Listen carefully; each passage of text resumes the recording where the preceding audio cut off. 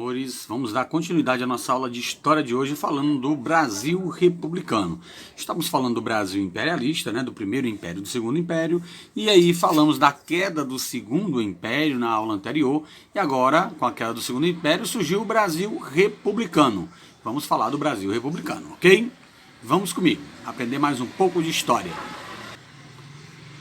Os principais compromissos do governo republicano eram estabelecer, no caso, elaborar, era fazer uma elaboração de uma nova Constituição. Nova Constituição seria as novas leis que regeriam o nosso país, para a realização de eleições para presidente, porque até então eles não teriam um representante eleito pelo povo. Como eu disse para vocês na aula anterior, com a queda de Dom Pedro II, quem foi que assumiu o poder de imediato? Foi o Marechal Deodoro da Fonseca, até que se fizesse a sua primeira eleição, ok? Vamos lá. A primeira Constituição republicana foi aprovada em 1891. Nela foi extinto o poder moderador. Eu acho que eu falei para vocês dos três poderes que Dom Pedro I, não foi nem o segundo, mas o primeiro, tinha criado, que era o executivo, o legislativo, o judiciário e o moderador. O moderador era um poder em que mandava e desmandava, poderia intervir em todos os outros poderes, Ou seja, era o poder supremo, era o poder máximo, o poder moderador. Exercido por quem?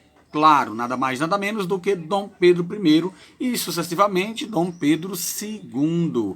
Então, para tirar esse poder total, a totalidade do poder em uma só mão, em um só cargo, no caso, que se continuasse seria do presidente, o que é que estava regendo na Constituição?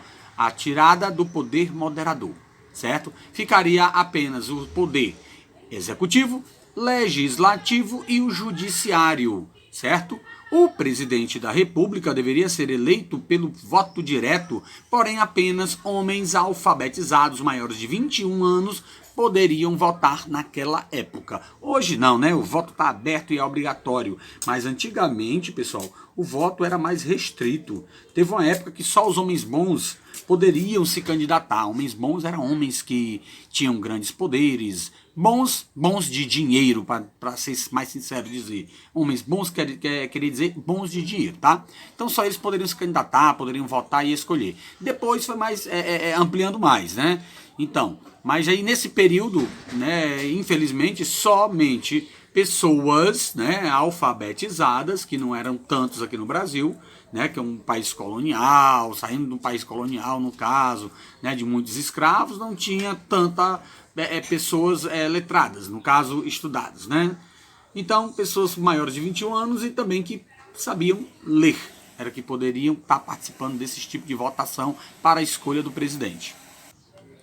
Predomínio de São Paulo e Minas Gerais. Predomínio de quê? Presidencial. A gente vai falar um pouco da política do café com leite. Café com leite, por que era café com leite? São Paulo era um dos maiores produtores de café da região e do Brasil. E Minas Gerais, um dos maiores produtores de leite também, De leite. Tinha umas produções de café, mas se destacava muito a parte de leite. Então, em época se escolhiam presidentes, eles se comitavam, eles se reuniam para escolherem e votarem um presidente que fosse de São Paulo, nas outras eleições que fosse de Minas Gerais, na próxima de São Paulo e na outra de Minas Gerais, e assim iam só sucedendo uns aos outros, Por isso que foi chamado e conhecido e falado como política do café com leite. O período de cerca de 35 anos após a proclamação da República é chamado de Primeira República. Nesse período, vigorou a chamada da política do café com leite, que consistia em uma aliança entre os estados de Minas Gerais e de São Paulo, na alternância do poder político no Brasil. Política do café com leite. Vamos prestar atenção, Durante a Primeira República, São Paulo era o maior produtor de café do país e Minas Gerais era um grande produtor de café e também de laticínio, de leite. Por isso, a aliança entre esses dois estados ficou conhecida como política do café com leite, aquilo que eu falei para vocês, A alternância do poder também entre os dois, por isso que ficou conhecido como política do café com leite. Dê uma olhada com mais cautela, com mais calma nessa charge aqui, Bem interessante, certo? Vou aproximar mais um pouco aqui para vocês, tá bom? Olha bem, um homem, né, bem aparentado, né, se vestindo, né, e falando algo ou pedindo algo. E aqui esses dois gigantes, né, com o nome Minas e o outro São Paulo, né, que seria a parte dos poderes que existia no Brasil, Minas Gerais e São Paulo. A famosa política do café com leite, né? Dessa maneira, a dominação política desses dois estados garantia que o governo federal concedesse privilégios aos cafeicultores sem levar em conta outros grupos. Quer dizer, só se privilegiavam, né? Só se ajudavam em si. Uns ajudando os outros com interesses múltiplos, né?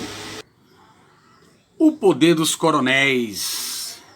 Durante a Primeira República, né, nós podemos observar muitos acontecimentos.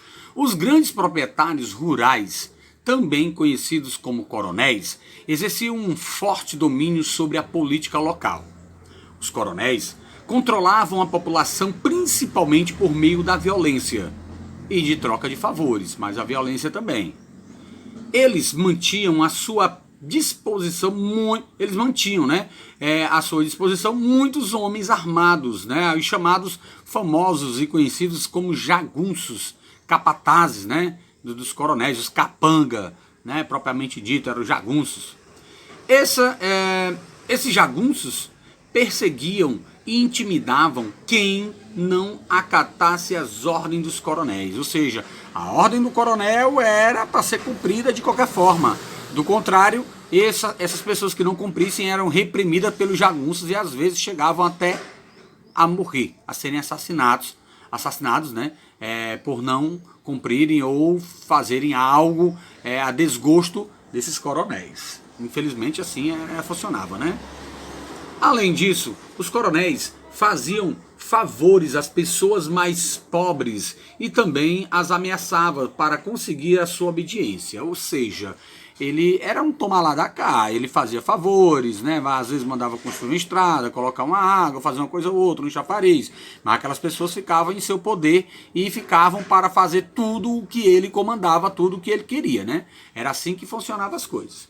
Era o chamado de voto de cabeça que a gente vai falar daqui a pouco, né?